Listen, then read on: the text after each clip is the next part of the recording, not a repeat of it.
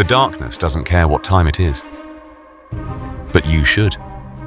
When the shadows grow long and the investigation begins, trust the timepiece that's built to keep pace with every moment.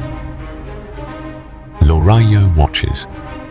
Combine timeless style with dependable performance, making them the perfect companion, whether you're in the studio, on an investigation, or simply living life on your own terms. The mysteries of the unknown may never be solved, but you'll always know what time it is. Lorayo watches, proud sponsor of the Unholy Podcast and the Unholy Broadcast.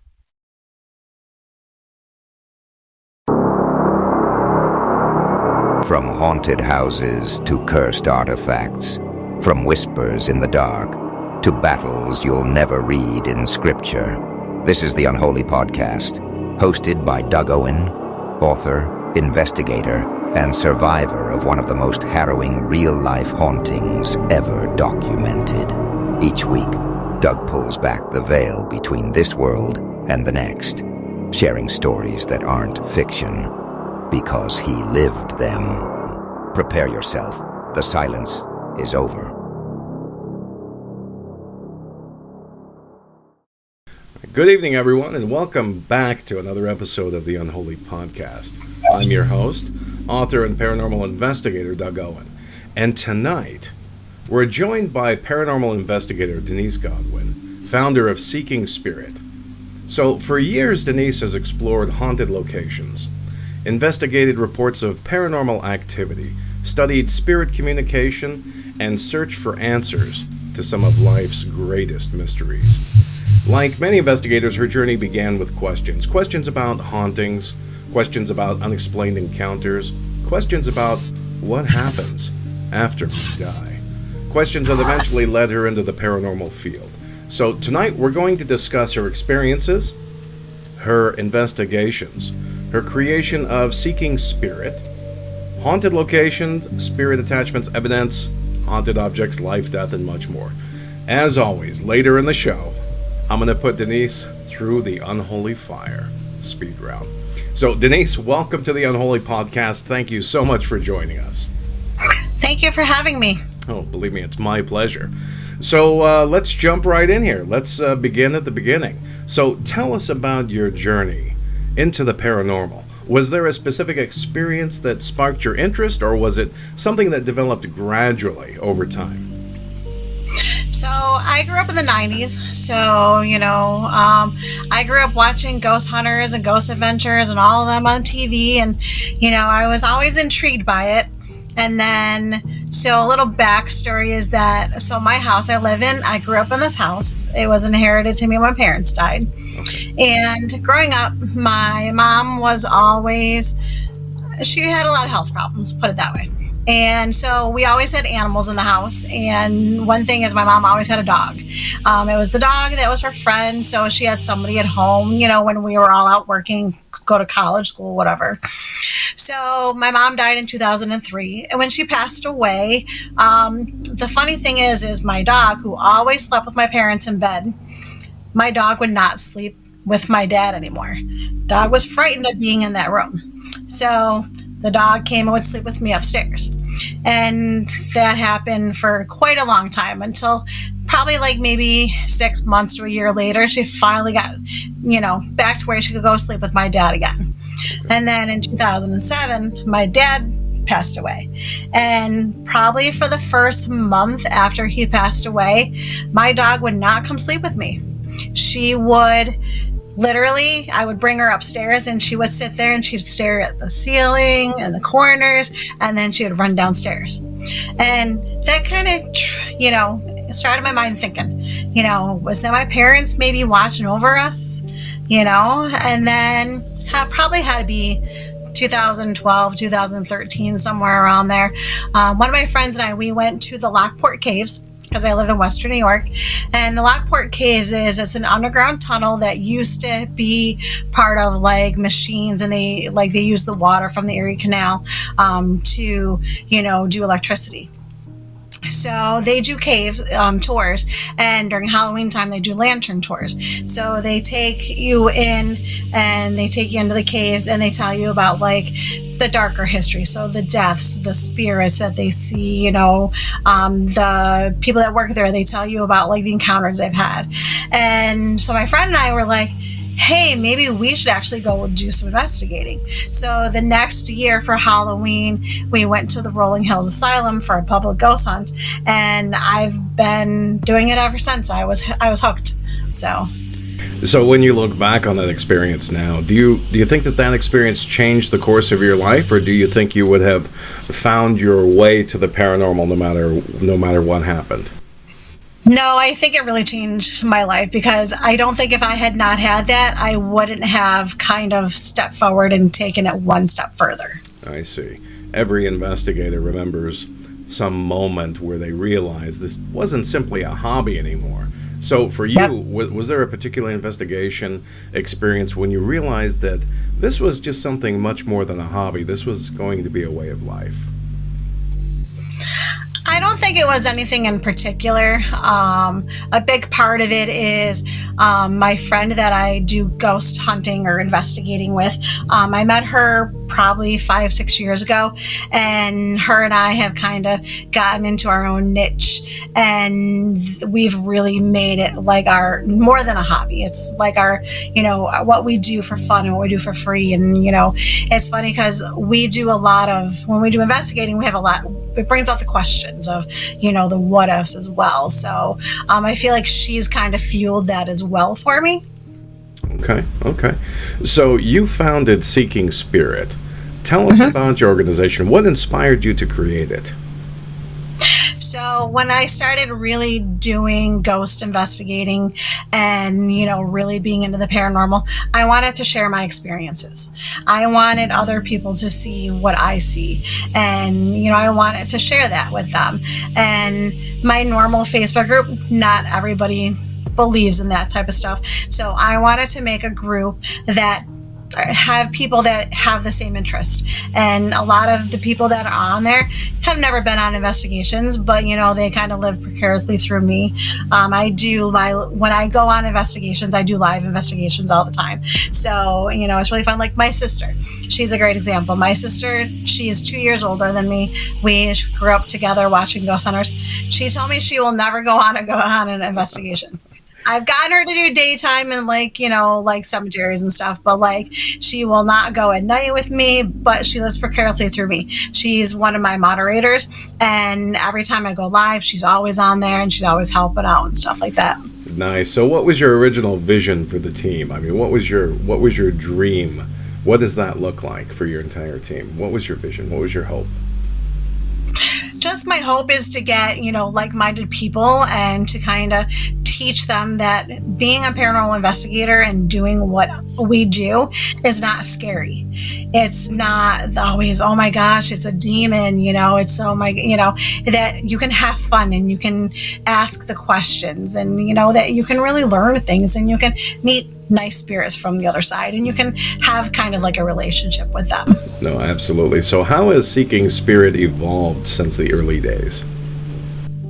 So in the early days, I used to just share Facebook posts from other groups and other pages that I found, and now I do investigations. Last year, I actually started doing events. We went to a couple of cemeteries and some like public ghost hunts during the day. So I plan on doing more of that this year, and hopefully I'll get more people interested in it. I gotcha. So a lot of listeners may not know how an investigation works. Can you walk us through one of your typical cases from beginning to end? So we're pretty laid back when we do our investigation. So it's just typically me and my friend. And it's funny because she always drives. Like it's our little thing where she drives and I just sit back and relax and, chill. And, once we get there, we, usually we'll talk to the owner and then we'll get a little bit of a tour and background. And then once we get the tour, we'll kind of get out our equipment and we'll just kind of be like, all right, well, where do you want to start? well, I don't know, where do you want to start today? So we're very low key, we're very relaxed, and literally, like, if there's one room or one place that calls out to us, then we'll just go and we'll start there, and then we'll just kind of go where the house calls us or where the place calls us, and we'll just go room from room. What we kind of love to do is, halfway through we take a little break and we just sit and chat, and a lot of times the owners of the places will be there, and we find ourselves just sitting and just chatting about the place and the history. And then usually, so my friend, we like to wrap up about 2 o'clock or so, and most of the time we end up staying all night. She'll crash, she'll go to sleep, and I'll be up and I'll do some investigating of my own. She likes to call me the Energizer Bunny because I literally am up all night to 4 or 5 o'clock in the morning. Okay. And then I'll get some sleep. We'll get up, we'll have breakfast, and then we'll go home, and I'll fall asleep on the way home, and my friend will just drive the rest of the way home on her own. That's amazing. So what are some of the things that people are surprised to learn about paranormal investigations when you end up at their house or when you go into their home? I think one thing is that your spirits aren't always so negative and down to the dumps and dreariness. You can have fun with spirits, and you can have a good time with them, and we like to be on that brighter side of the investigation. We don't always like to be like, how did you die? Well, what year did you die? We like to have a little bit of fun with them, and ask them, what's your favorite color? What's your favorite holiday? Kind of get to know them. Oh, absolutely. And today, one thing I often tell people is that television has created a very unrealistic picture of paranormal investigation.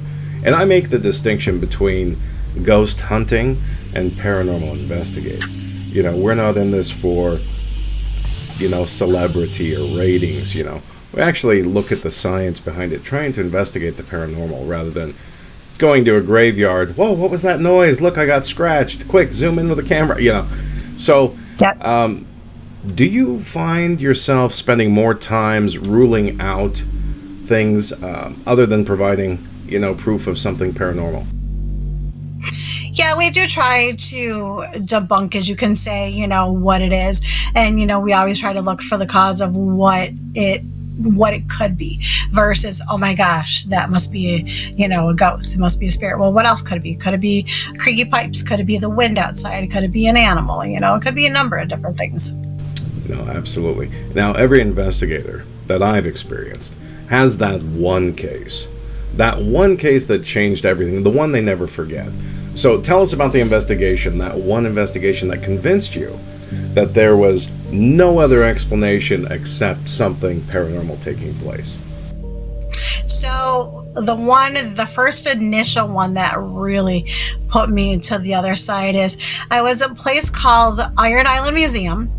And it's an old church, and then it turned into a funeral home. Okay. And now it is kind of it's like a museum, and it's in downtown Buffalo. It's literally, the church is in the middle of a residential street. There's houses on either side across the street, and it is just like a church. And so it was when I was still a newer investigator, and I was down in the basement.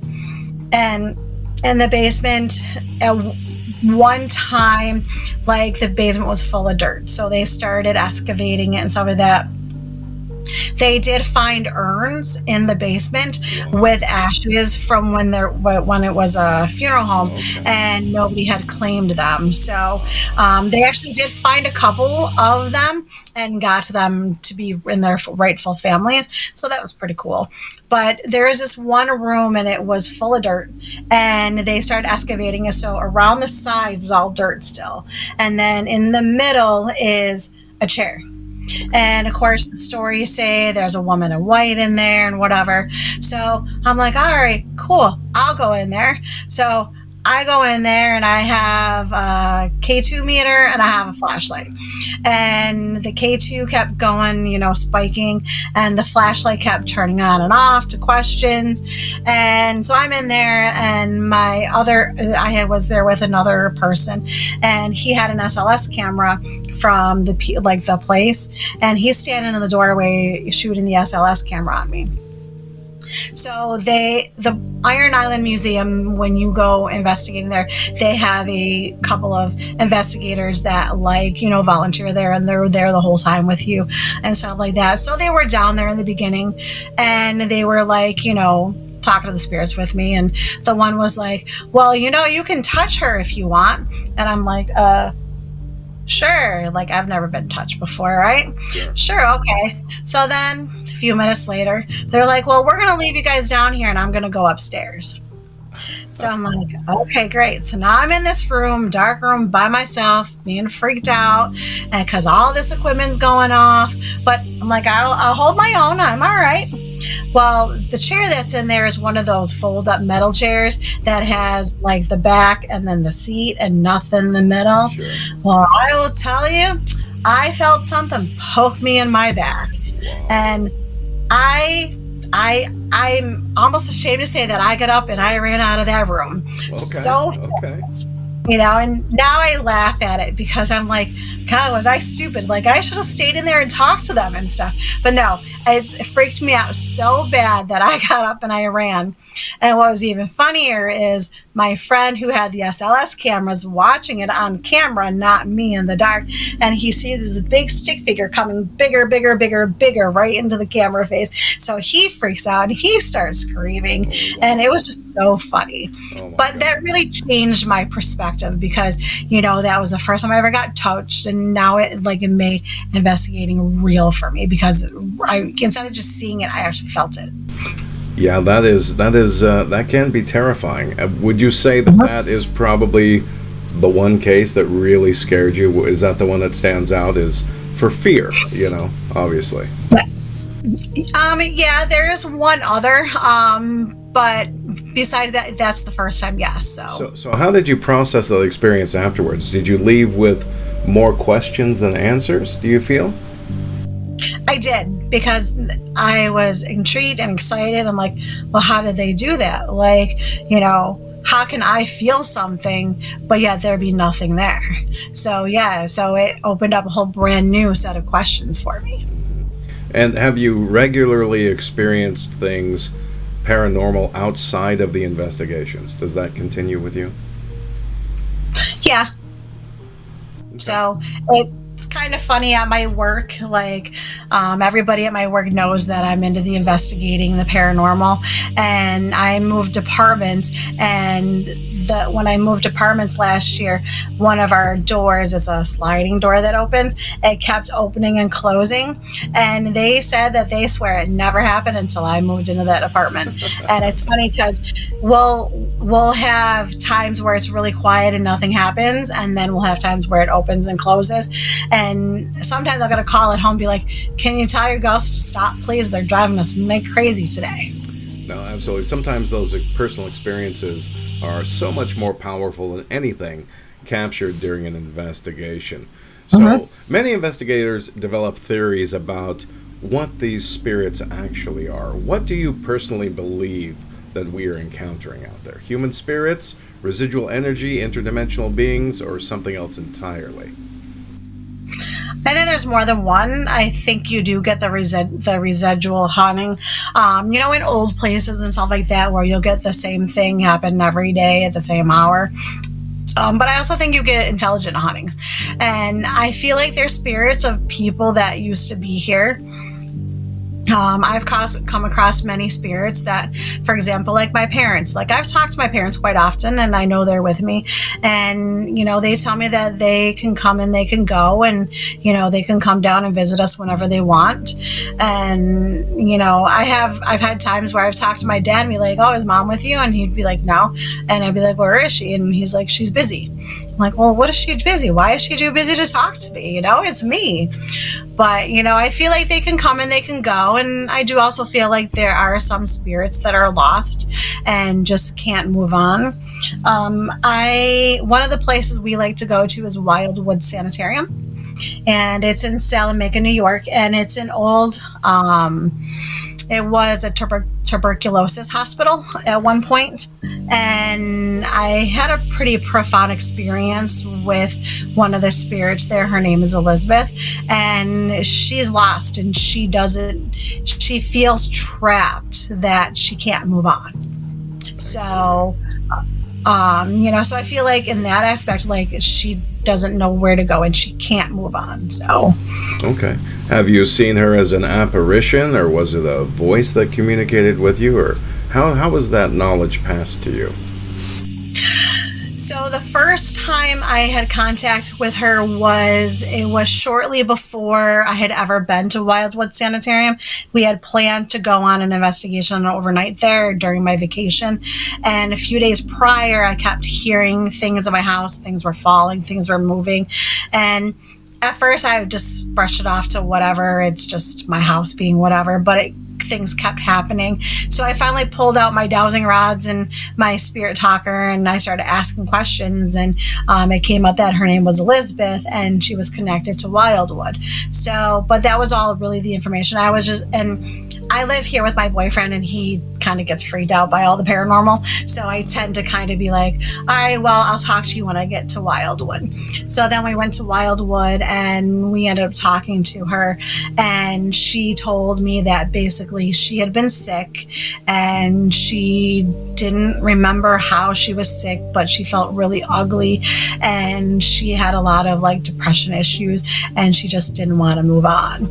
So we asked her what we could do for her, and she wanted a rosary. So the next time we went, we brought her a rosary, and really, like, that time we went, we brought her rosary.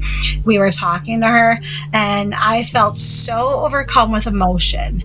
And I will tell you, like, I've never had that deep of connection with a spirit, and I've never really felt like that until this time. And I literally had to remove myself from the building and go get some fresh air, because I was so overwhelmed with emotion, and I was crying. And that is not me. Like, I'm that fun-spirited person that can goes all night and joke around, but like, for me to go overcome with emotion like that, it was a pretty profound and amazing experience. And Elizabeth lets me sleep in her room when I go there, and like, her room's up on the 3rd floor where the doctor is, and it's kind of really creepy being all the way upstairs. And I will tell you, the last time I slept there in her room was like the best night's sleep I ever had. Wow. Like, so she really protects me while I'm there too, That's a wonderful feeling. That's amazing. So when you're reviewing evidence, how do you separate genuine activity from environmental contamination, coincidence, or just like wishful thinking? So we try to do a good job of tagging things. So like, when we're listening to video or audio, if we hear something, coughing, stomach, we'll call it out. Another thing is, when I do review it, I'm always at the skeptical side. So I will record it, and then I'll send it to my friend, and I'll be like, what do you think of this?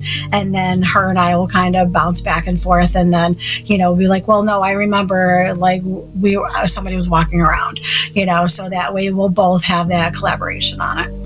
Okay. So what standards do you apply before even considering evidence worthy of presentation for paranormal to your customers or to people who have asked for help? What standards do you set? I just try to, get a background, information, and like, to really feel out the house and the environment, and find out, what kind of outside noises are there? Is there trains going by?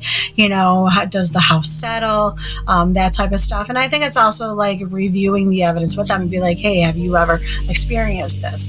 Does this sound like a normal noise in your house? Wow, that is pretty great. So what is the most convincing piece of evidence that you've captured, personally, that you've ever captured? So So one of them was we were doing an investigation at a place called Sweet Home Estate. It's in Fillmore, New York, and it's a house, and it was built in the 1800s. And there were three of us in the house at the time, and it was me, my friend, and the owner, and we were all sitting at the table in the front room. They call it the parlor. At one point, it was like their viewing room when people did funerals in their homes, and we were sitting there, and I was actually doing a live on Facebook. And all we had our Spirit Talker app up. We also had K2s and little candles going, and that was it. And literally, we were all just sitting there, and we were talking, asking questions, whatever, investigating. And since I was doing a live on Facebook, I had my cell phone out, sitting next to me on the table, and my sister was moderating it, so she was watching it. Well, she texted me and she said, "I just heard a door open." And so I said it out loud. I'm like, "Hey, my sister just heard a door." And I'm like, I said, none of us heard a door and nobody opened a door. And also the owner of the house has every door and window set to a security app. So if the front door opens, it'll say, "Front door open." So anytime, and even if there's motion on like the front porch or the back porch, motion detected on front porch. So like it will actually tell you if there's movement outside. And I'm like, no, there can't be anybody out there. And nobody opened a door. We're all sitting at the table. And we thought it was the chairs we were sitting in because they're old and they're creaky. So we're moving around, creaking it. And my sister just texted me. She's like, "No, that's not the noise." I'm like, "All right, I said, I'll have to review it later." So sure enough, I reviewed it later, and you can literally hear a doorknob and a creak, and then a creak, and then the door shut. And it was clear as day that it was a door. Okay. Nice. Yeah, I've experienced similar experiences with doors recently. It's kind of a little unnerving. You want to make sure nobody's there. You call out, and eventually it's like, I guess I'm having a paranormal experience. So yeah. There's no two ways about it. When you're home alone, the door's opening up, you call out, nothing's there. Yeah, something bizarre happens. So we're going to pause right there. We're going to go ahead and take a quick commercial break. And when we come back, we're going to continue our conversation with Denice Godwin of Seeking Spirit.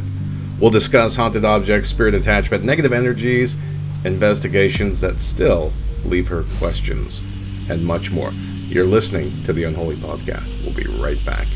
When the world goes quiet, the unknown speaks. Welcome to Unexplained Radio, your home for the paranormal, the mysterious, and the unexplained. From chilling ghost encounters to cryptids, UFOs, and the darkest corners of human experience.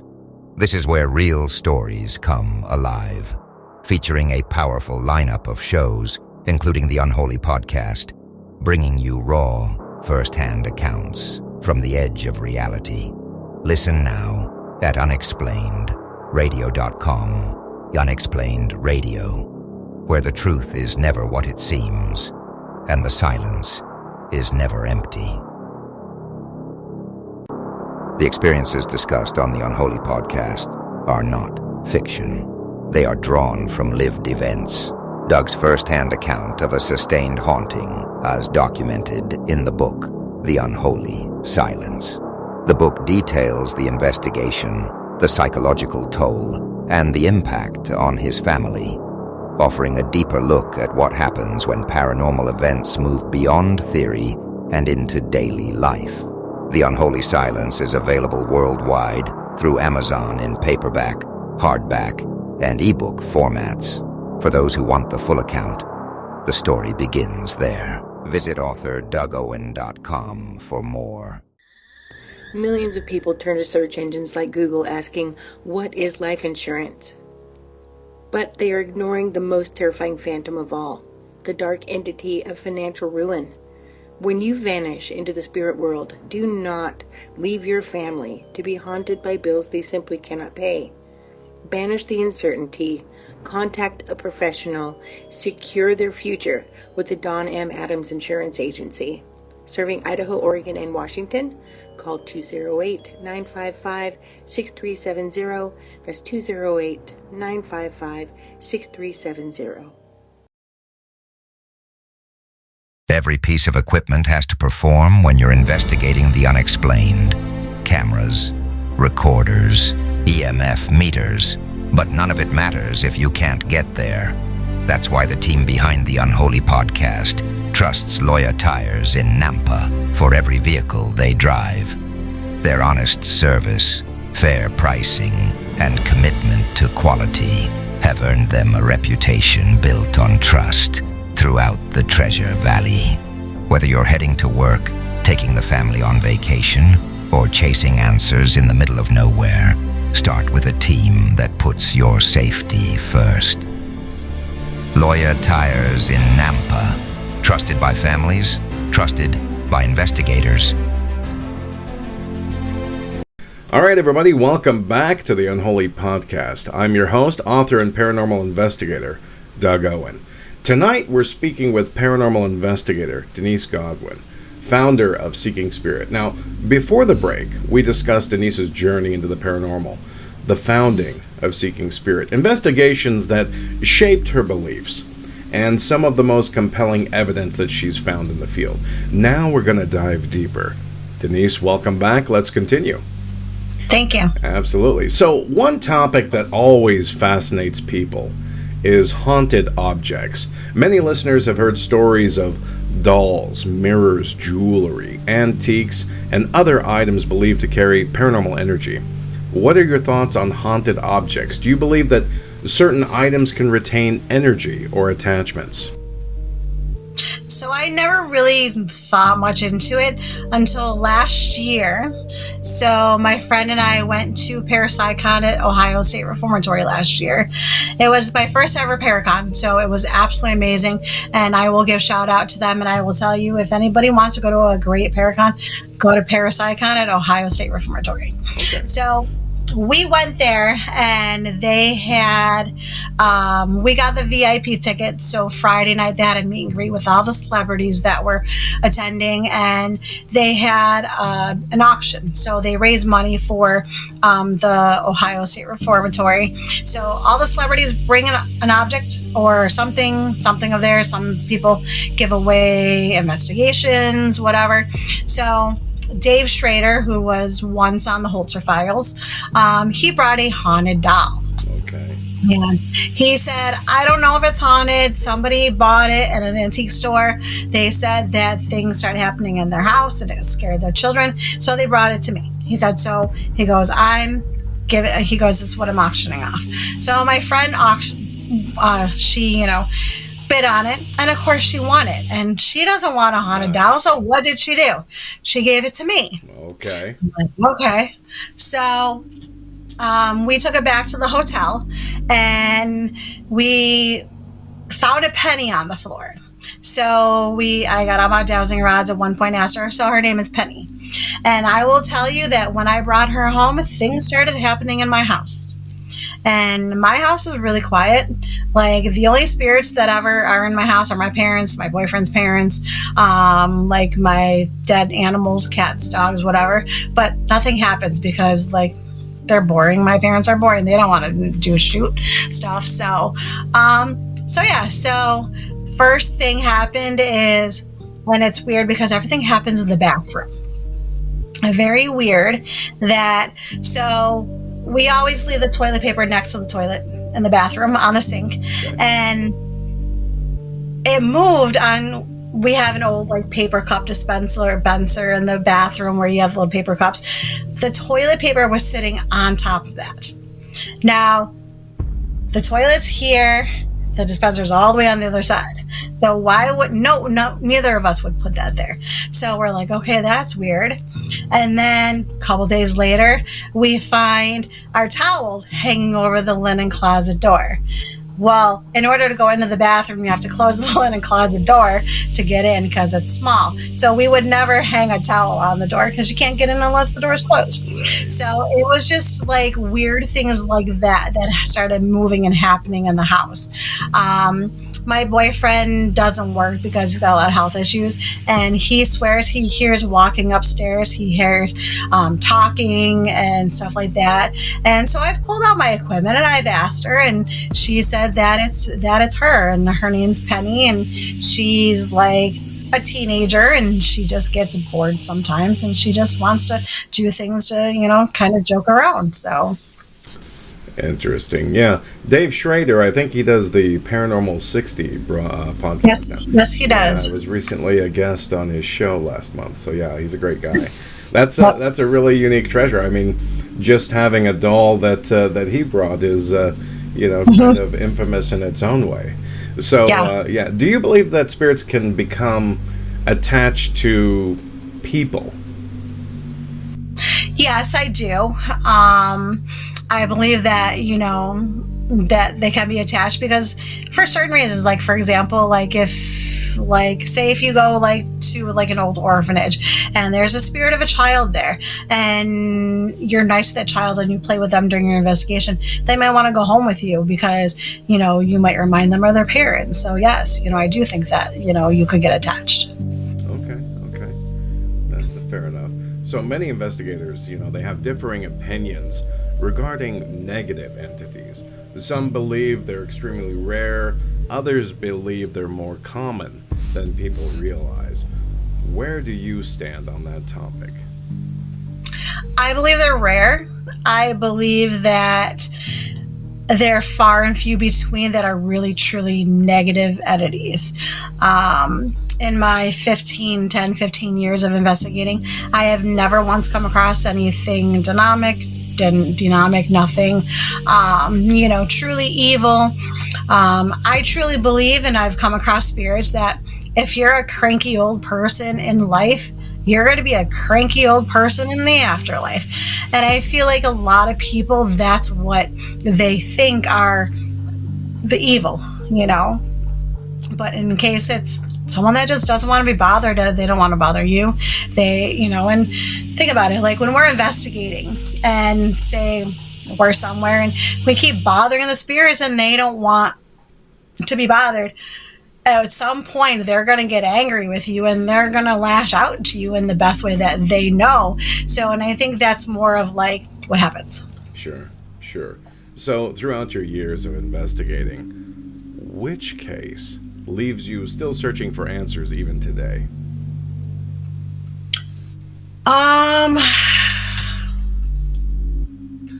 Trying to think. Sure, take your time.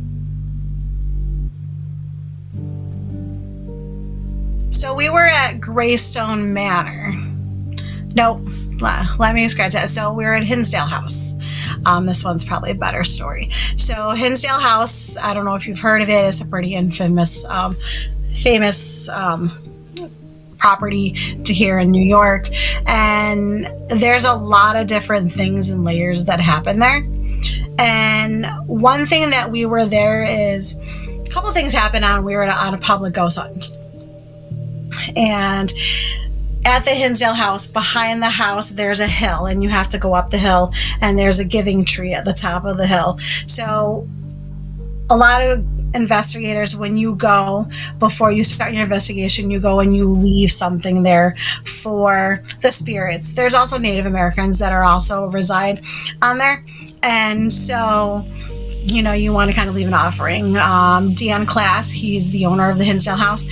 He has like tobacco and cigarettes and like alcohol that you can purchase if you didn't bring anything to leave as an offering. So we were doing an investigation up there, and we were at the top of the hill and we were asking questions, and the whole vibe just got really like weird. Like you could just feel the energy shifting. And my friend and I, we looked at each other and we're like, something's happening. We don't think that the spirits want us up here. And as we said that, a huge rush of wind comes through the trees. And it was a quiet, still summer night. Like there was no wind. And we looked at each other and we're like, time to go. And we booked it down the hill, and everybody else is standing there and they're like, what's going on? And we're like, come on, let's go. They want us to leave. And to me, it still intrigues me because I'm like, like they have that much power that they could just make a rush of wind come at you. Yeah, that's very interesting. So do you think you'll ever find out what it was or what the answers were to that case? I mean, or that experience? We feel like it was probably the Native Americans. Okay. So there are known to be Native Americans, and I'm trying to think. I don't remember what they're called now, but they're like they're like guards, and they stand watch over the property and the land. And we because we talked about it, and we think that it was probably one of them being like, nope, get out, you're done. Okay. No, that makes sense. That makes sense. So if somebody handed you the keys tomorrow and said you can investigate anywhere in the world on your bucket list, anywhere, what is the number one on your bucket list to investigate? Where would you go? That would be a tie between Waverly Hills, just because I think it's a really interesting and intriguing place, and I've heard lots of stories behind it. And number two, don't laugh, but I would love to go to Island of the Dolls. Okay. Just because for the creep factor, like, is it really haunted, or is it just, creepy because of the dolls?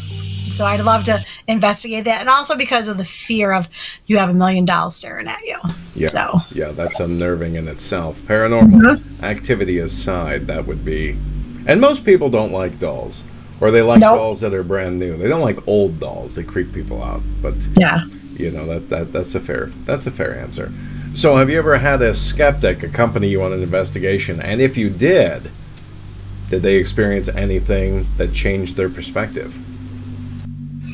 So I haven't been on an investigation with a true skeptic, but I'll use my sister as an example because, when I first started on this journey, she had nothing, she wanted nothing to do with it. She was the person that thought that I would bring home an attachment just by going somewhere, and that it's demonic and evil. And now I've gotten her to where she can be on a daytime investigation with me. So I have turned her from a true skeptic into maybe this is kind of cool, maybe. Okay. Technology continues to evolve. We have spirit boxes, cameras, thermal imaging, motion sensors, even AI, and countless other tools in the field. So how do you see paranormal investigating changing over the next 10 years? I see that we're going to go more like very electronic. Like we're already into the apps on the phones and, like the super high tech SLS cameras. And I feel like people are going to keep evolving that and doing more and becoming more electronic. Okay. Is there any technological advancement that excites you? Honestly, no. I tend to shy away from all of the electronics, and we like to do old school. So my favorite piece of equipment are dowsing rods. And a lot of people call me the dowsing rod queen because I have extremely good luck using dowsing rods. If we are on an investigation and nothing is happening, I'll pull out the dowsing rods and I'll have a great conversation with somebody. And I also feel like a lot of our spirits that are out there, a lot of them don't know what technology is. They don't know what cell phones are. And think about it, like when we something new, it intimidates us. So I can imagine that it'd probably be scary to some spirits, and they wouldn't want to go to, an SLS camera because they don't know what it is. And to them, it might hurt them. Whereas old school, like dowsing rods, they're old school. Back in the day, they used to find them from water in the 1800s. So, I feel like the old school technology is sometimes better. So for those of you out there in the world listening here, can you walk us through how dowsing rods actually work? So I don't think nobody really knows for sure. I'll tell you what I believe. Sure, so absolutely. I believe that when I use dowsing rods, I feel like the spirit that I'm talking to, they use my energy connected to the rods to move the rods. So they're kind of using my energy to manipulate them. So that's how I use them. And like, I know everyone uses them differently. So when I use dowsing rods, I like to hold my hands together to steady them. So that way, you know, I myself can see that my arms are not loose. They're not jiggling, that they're solid together. And like, the way I use it is so if they're straight, I will say for yes, make it the opposite. So, you know, if I'm asking you a question and they're out straight and the answer is yes, you're going to cross them. But if the answer is no, then you keep them straight out. I have seen people using them, and they'll, after every answer, they'll say, okay, put them back to the center. You know, or make them open for yes, close for no. For me, I find that on a spirit, for energy wise, that it's easier just to do opposite of what it is. So, okay. Yeah, sometimes the simplest thing is the best. You know, Sue from Phase Paranormal in Wales, she takes a bell with her to investigations, because that's something that almost everybody understands from hundreds of years ago. Even they know how to work a bell. They may not know how to, you know, work an SLS camera or, you know, even show up on the K2 meter, but they can ring that bell. And they do. And they do. It's funny you say that, because we recently started bringing, like, you know, the dead bells that they have. We don't have a dead bell, but I went to Office Max and bought a regular bell, and we've been bringing that with us. So we haven't had really good interactions, except for when we were going to Parapsychon, it was going off in my bag, but we weren't hitting any potholes or bumps or nothing, so it was a little weird. But we haven't had any other interactions yet, but I'm hopeful. Okay. So what is the one thing that you wish the public better understood about paranormal investigators? That we're not all crazy. Okay. That we're normal people that are just seeking questions to the unknown. Like, you'll find that, you know, like, I'm a manager at Walmart, so like, I'm a normal everyday person, you know, but I like to go and I like to, you know, see what's on the other side. And, you know, and some of us, it brings us closer to our loved ones. You know, I would have never thought that I could be speaking to my mom and my dad on a daily basis if I wanted to, you know? Sure. So what do you think television shows get wrong? The fact that you can get a whole bunch of evidence in 1 hour, when in reality you can sit there for an hour and a half, 2 hours, and get absolutely nothing. So they try to make it all like it's easy and it's fun and exciting, when sometimes paranormal investigating can be quite boring. Absolutely. And sometimes you don't get anything at all. Nope. So I agree with that. So what advice would you give to someone who believes they may be having paranormal experiences in their home? What advice would you give to them? Don't jump to conclusions, and don't be afraid of asking the unknown and trying to communicate, because for all you know, it could be a loved one. It could be a neighbor that wanted to come say goodbye and thank you for bringing them food. You know, we don't know these questions, but we don't know unless we ask. And if you are too fearful to do it yourself, reach out to a team or someone that is in the paranormal field and have them come help investigate. You know, it took me a really long time to investigate my own house, because I was fearful of bringing something into my house, and come to find out, like, there was nothing to be afraid of. Okay. So for those interested in becoming a paranormal investigator, what advice would you give to somebody who's just getting started? Start with public ghost hunts. Start going on Facebook. You can find a million different groups on Facebook all over the world. You don't have to have expensive equipment. Cell phones are a great thing to use. You've got a voice recorder on there. You've got a camera on there. You've got a video recorder on there.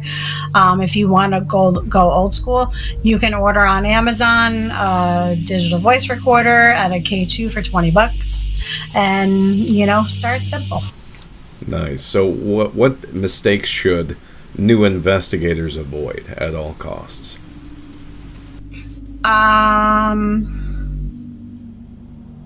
Jumping to conclusions, like don't expect what you see on TV because that's not going to happen.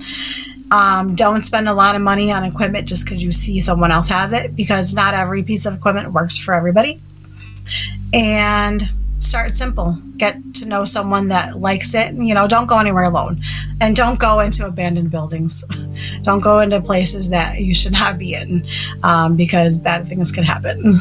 Absolutely. So after everything you've witnessed, after everything you've experienced, what do you personally believe happens after we die?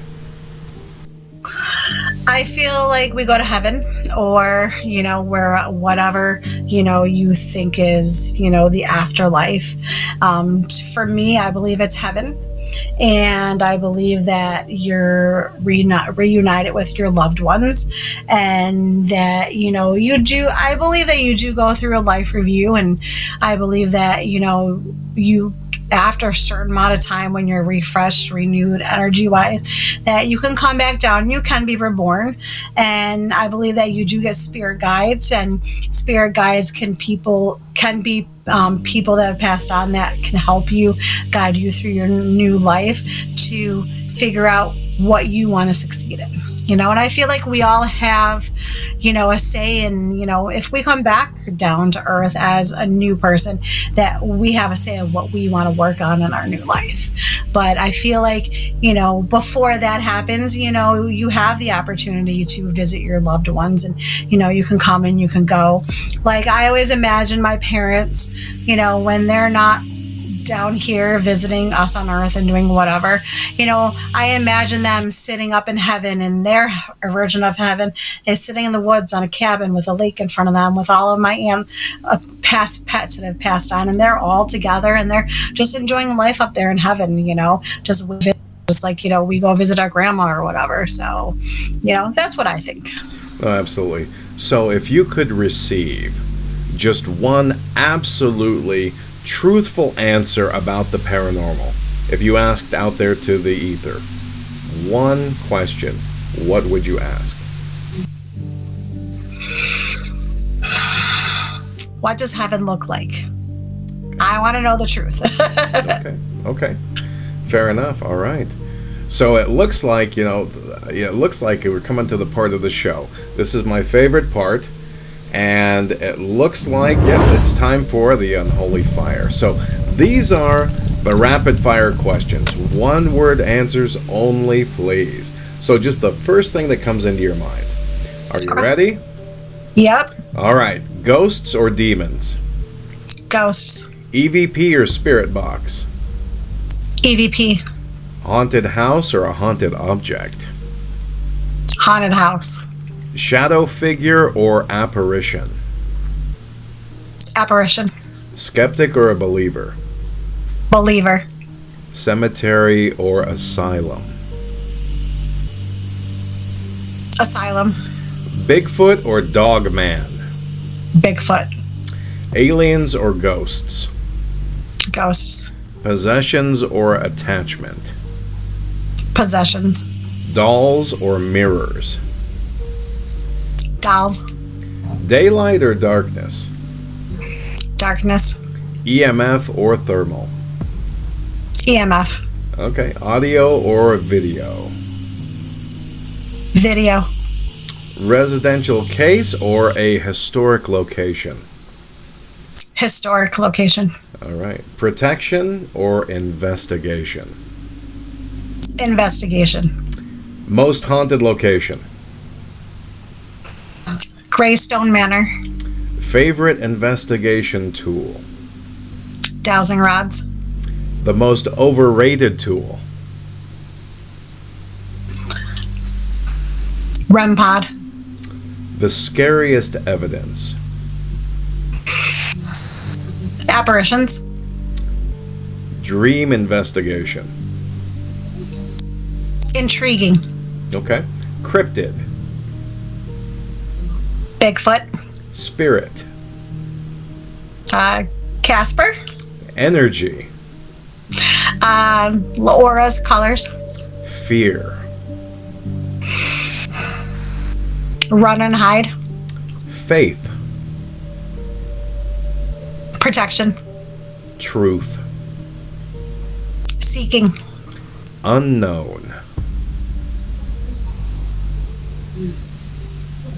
Maybe. One paranormal word that describes you.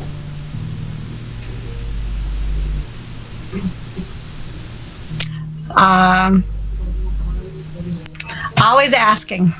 Okay. And finish this sentence with one word. The paranormal is... Fun. Terrific. Outstanding. You've survived the unholy fire. And not everybody does. So, that was a pretty amazing job. And before we wrap up tonight, I want to give an opportunity for you to tell our listeners where they can find Seeking Spirit, follow your investigations, keep up with your projects, and support your work. So you can go on Facebook and type in Seeking Spirit. The headline is just 2 words, capital S on both of them. And the picture is 3 little skeletons, when one has a little colorful hat on it, and that is Seeking Spirit. You can find us on there. You can join our group. From there, we'll post investigations that we're going to, places that are amazing, events around town in Western New York that are happening. Hopefully, I'll be doing some public ghost investigating this year. So I'll post them on there, and you can come join us, and then you can see what it's all about for ghost hunting. Terrific. Denice, thank you so much for joining us tonight. It's been fascinating. The conversation is absolutely amazing. I love to get your perspective on this with your years of experience. Thank you so much for coming on the show. We appreciate you taking the time. And, our audience is absolutely going to love this. So, and thank you to everybody listening around the world. If you enjoyed tonight's episode of the Unholy Podcast, please subscribe, follow, share the show, leave a review. Whenever you listen to podcasts, leave a review. You can listen to the Unholy Podcast on Spotify, Apple, Amazon Music, iHeartRadio, YouTube, Paranormal UK Radio, and ParaX Radio. You can also visit author DougOwen.com for additional episodes, upcoming appearances, book information, and exclusive content.